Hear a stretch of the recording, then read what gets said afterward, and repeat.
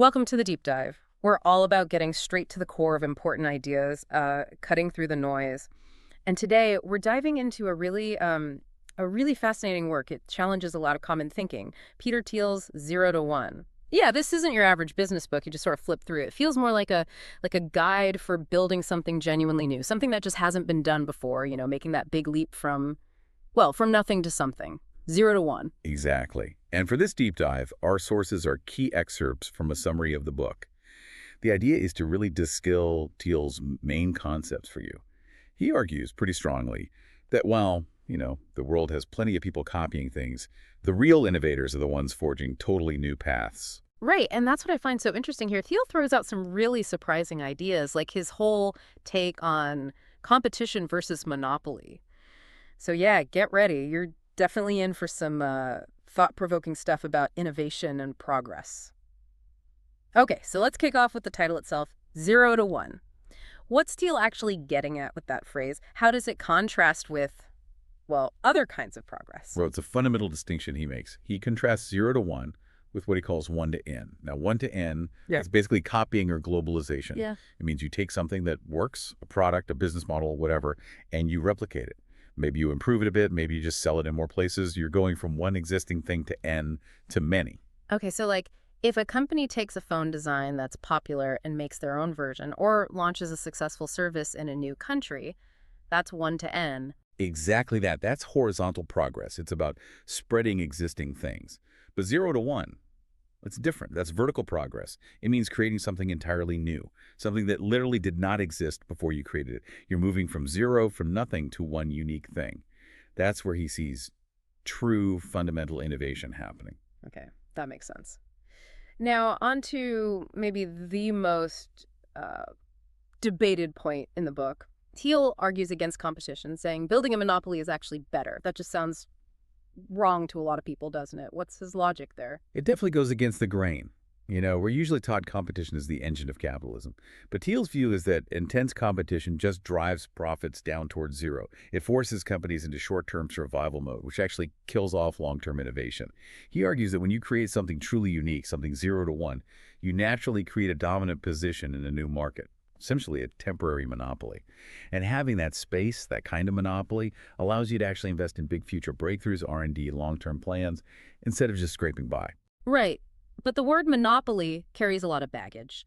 People worry about price gouging or companies getting lazy because they don't have rivals. Does Thiel address that? He does make a distinction. He's not talking about monopolies created by, like, lobbying the government or crushing competitors unfairly. He means the kind of monopoly you get because you invented something genuinely new and valuable that nobody else offers.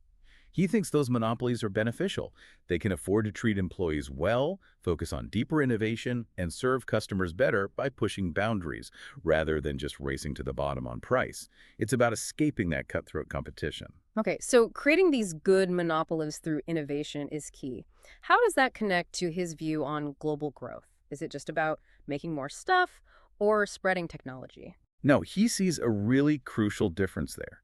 He argues that real progress, the kind that leads humanity, comes primarily from technological advancement, not just globalization.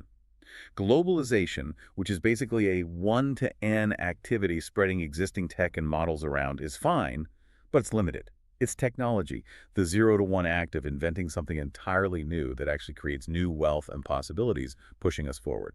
So it's less about making more copies of today's best phone and more about inventing whatever comes after the phone, that kind of leap. Exactly. Real progress isn't just optimizing the present, it's actually building the future, Yeah. inventing new tools, new systems, things that fundamentally change what's possible. That's a big shift. And who does Steele see as being central to making these 0 to 1 jumps happen? Yeah. He focuses a lot on the founder, right? Yeah. Not just the idea itself. Absolutely. He puts immense weight on the founder's mindset. And he talks about this idea of mental clarity. It isn't just about being smart, though that helps.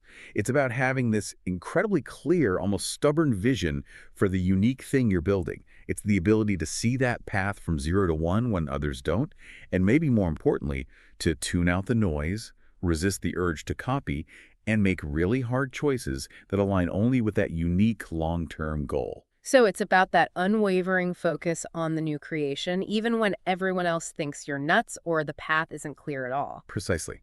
That kind of courage, tied to that clear vision, is what lets a founder navigate the sheer uncertainty of creating something from nothing. Without it, Thiel believes, companies inevitably drift back toward competing in crowded one-to-end markets rather than creating their own new space.